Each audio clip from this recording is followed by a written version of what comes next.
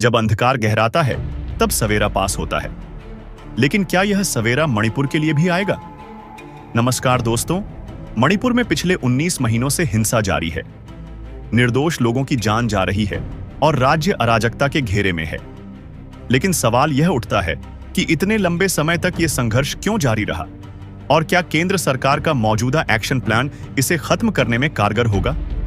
आज हम मणिपुर में सरकार द्वारा उठाए गए कदमों का विश्लेषण करेंगे और उन सवालों पर चर्चा करेंगे जो हर भारतीय के मन में उठ रहे हैं। तो इस वीडियो को अंत तक देखिए। मणिपुर में शांति और स्थिरता लाने के लिए केंद्र सरकार ने एक बड़े ऑपरेशन ऑल आउट की योजना तैयार की है। इस ऑपरेशन का उद्देश्य हिंसा फैलाने वाले विद्रोहियों को पकड़ना और उन्हें उनके ठिकानों पर जाकर दबोचना है। इस ऑपरेशन में सीआरपीएफ को लीड रोल दिया गया है। 24 घंटे चलने वाले इस ऑपरेशन के तहत मणिपुर के हर कोने में विद्रोहियों के ठिकानों पर दबिश दी जाएगी। ऑपरेशन के दौरान ड्रोन गन, यूएवी जामर्स और अन्य उन्नत उपकरणों का इस्तेमाल किया जाएगा ताकि विद्रोहियों की गतिविधियों को ट्रैक किया जा सके। केंद्र सरकार ने मणिपुर में शांति बनाए रखने के लिए अर्धसैनिक बलों की भारी संख्या में तैनाती की है। हाल ही में 2500 जवानों की अतिरिक्त तैनाती की गई, जिनमें से 15 कंपनियां सीआरपीएफ और 5 कंपनियां बीएसएफ की हैं। अब 40 और कंपनियों को मणिपुर भेजने की तैयारी हो रही है। कुल मिलाकर मणिपुर में सेना, पुलिस और केंद्रीय बलों के जवानों की संख्या 1 लाख से अधिक हो जाएगी। 19 महीनों का यह लंबा संघर्ष दिखाता है कि समस्या केवल सुरक्षा से जुड़ी नहीं है। क्या प्रशासनिक विफलता ने इसे और बढ़ावा दिया? क्या सरकार ने सभी समुदायों के साथ संवाद स्थापित करने में देर कर दी? मणिपुर में समस्या केवल एक सामरिक मुद्दा नहीं है, बल्कि इसके पीछे गहरे सामाजिक और राजनीतिक कारण हैं। कुकी और मैतेई समुदायों के बीच गहराते टकराव को संभालने में राज्य सरकार नाकाम रही है। भारत और म्यांमार की 1610 किलोमीटर लंबी सीमा पर घुसपैठ रोकने के लिए केंद्र सरकार ने बड़े पैमाने पर सुरक्षा बढ़ाई है। पहले चरण में 31 किलोमीटर लंबी सीमा पर बाड़ लगाने का काम तेजी से चल रहा है। सीमा पर मुक्त आवाजाही की व्यवस्था को समाप्त कर दिया गया है। अब हर आने जाने वाले पर सख्त निगरानी रखी जा रही है। यह कदम घुसपैठ और विद्रोहियों को सीमा पार से समर्थन मिलने की संभावना को खत्म करने के लिए उठाया गया है। गृह मंत्रालय ने मणिपुर के 6 संवेदनशील इलाकों में सशस्त्र बल विशेष शक्तियां अधिनियम यानी एफएसपीए को लागू किया है। इन इलाकों में सुरक्षा बलों को विशेष अधिकार दिए गए हैं, जिससे वे हिंसा और उपद्रवियों पर तुरंत कार्रवाई कर सकें। मणिपुर में बनाए गए बफर जोन पर सख्ती से निगरानी की जा रही है। इससे संवेदनशील क्षेत्रों में हिंसा और टकराव को कम करने में मदद मिल रही है। एफएसपीए के तहत कार्रवाई कई बार मानवाधिकारों के उल्लंघन का कारण बन सकती है। इसका लंबे समय तक लागू रहना स्थानीय जनता में और असंतोष पैदा कर सकता है। क्या एफएसपीए का इस्तेमाल आखिरी विकल्प के रूप में किया जा रहा है या यह असंतोष का नया कारण बनेगा? केंद्र सरकार ने मणिपुर में स्थिरता लाने के लिए केंद्रीय खुफिया एजेंसियों का भी सहारा लिया है।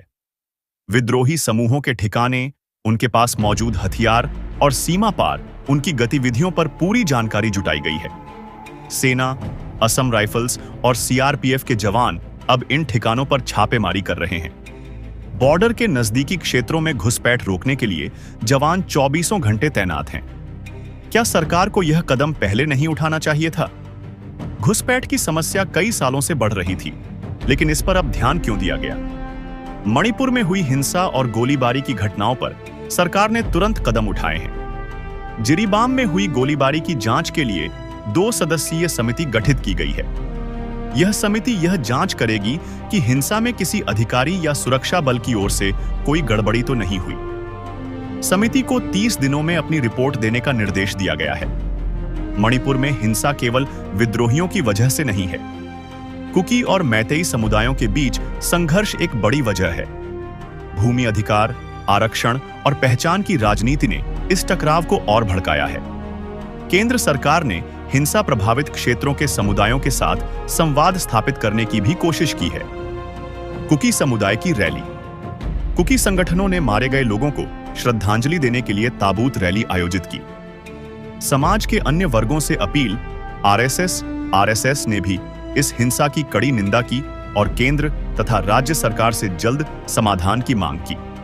सवाल यह है कि क्या सरकार ने समुदायों के बीच विश्वास बहाली के लिए ठोस प्रयास किए हैं?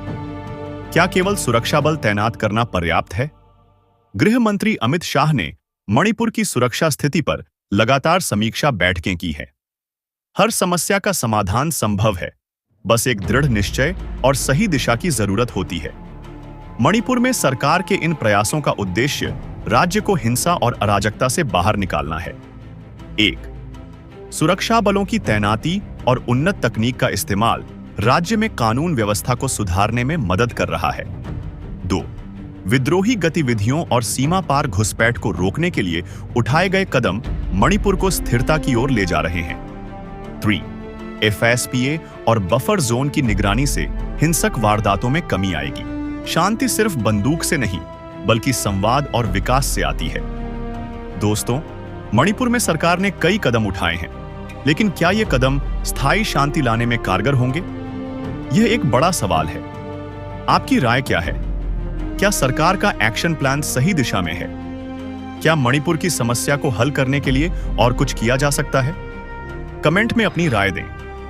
अगर यह वीडियो आपको जानकारीपूर्ण लगा तो इसे लाइक और शेयर करें। चैनल को सब्सक्राइब करें